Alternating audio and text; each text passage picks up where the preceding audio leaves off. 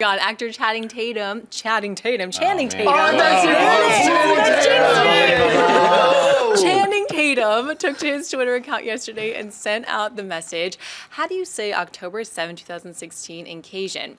Fox has announced this will be the release date for the previously confirmed X-Men spin-off film, Gambit, which will star Tatum.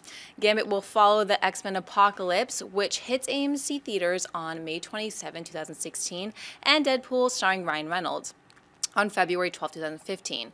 John, how are you feeling about the Gambit movie and Fox having 3 X-Universe films in 9 months? Yeah, well, actually, that Deadpool film is actually February 2016, and yeah, in 9.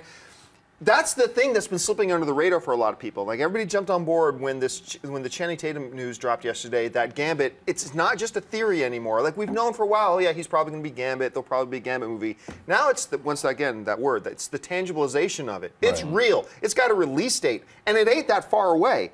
It's coming. But the thing that then slides under the radar is like, wait a minute. Fox has got 3 X-Men universe films coming out all within 9 months of each other. Deadpool first, X-Men Apocalypse, and then culminating in Gambit. So it's going to be really interesting to see how, to what level, and if any, crossover these films all have. Will Gambit be, I've heard a lot of people talking about it, but I haven't heard anything definitive about what type of role Gambit will play in X-Men Apocalypse, if any. I haven't heard any official word that says, and maybe you guys have. It's still unclear about what role Deadpool's going to play on this. You know they're going to be in the same world. I just don't know how much crossover. But this is exciting, especially when you think about this. It wasn't that long ago. We're talking months, maybe a bunch of months, but months ago that everybody thought Fox was just completely incapable of carrying these superhero things. Get X-Men out of their hands. All of a sudden, X-Men Days of Future Past comes out, and everybody's singing a different tune. And now we're all excited because now Deadpool. And I'm telling you, I already feel the tide changing about people's initial reaction to Channing Tatum as Gambit. I think more people have seen Foxcatcher, and they're realizing, hey, maybe this is a good move. I'm excited about this. I think this is really cool. And to finally have, we'll see what DC does later on, but they're not doing anything right at the moment.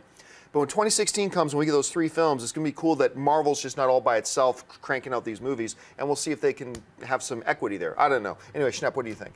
Yeah, I think having 3 X-Men movies in 2016 sounds great. I'm also interested in to see how they're going to weave Deadpool. Are they going to mention Wolverine origins? Is that going to be a joke? Not.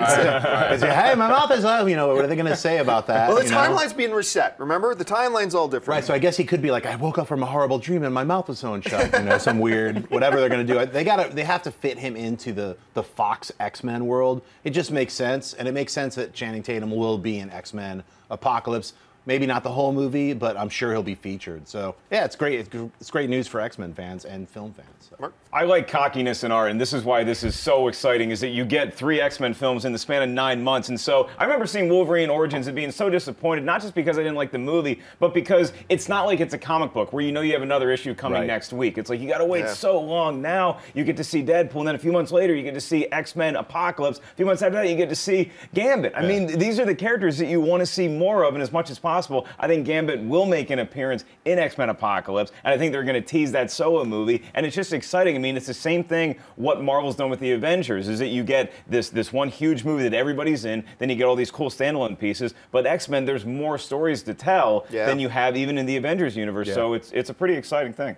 Yeah, I agree. I think that it's, for me, I actually think First Class was one of the main reasons to really get them back on track, because Days of Future Past continued it. Because you said, okay, wait, now we're in this universe that we can start pumping this stuff out, and you know Fox is so happy that everyone's talking about the Sony stink because no one's talking about them right now, and they're able to do stuff like this, make their moves, and then say, hey, guess what we have? And like, oh yeah, Fox. They have all this great stuff, and now we're talking about them in a positive light. And they're doing it great again. They're doing it great, and they're setting up, because the team, and we talk about this on the show all the time, the team that they have in place, not just with the directors, but everyone, the studio heads that are making the right moves and making the right creative decisions are the reason that these movies have great potential. And I agree with you. I think that Channing Tatum right now is getting a lot of more credit, and not even from people who've just seen Foxcatcher, but that have heard about it on shows like this, and from reading stuff saying, oh wait, you know, he's starting to get that respect. Respect carries over, just even if you haven't seen stuff, and he's going to carry it into this movie. I'm very excited for this film and for the possible crossovers in all the films. Yeah, I mean, look,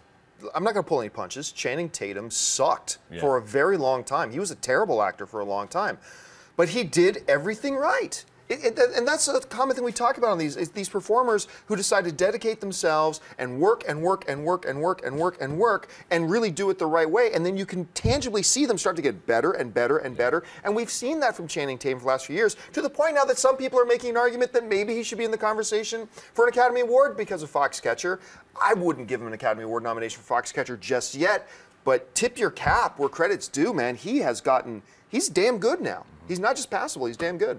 Hey everyone, if you liked this video, click that thumbs up button and make sure to subscribe to our AMC Movie News YouTube channel. It's free and helps you stay up to date with all the latest movie news, as well as our daily AMC movie talk show. Also, make sure that you follow us on Facebook and Twitter to stay up to date with all of our special promotions, contests, and prize giveaways.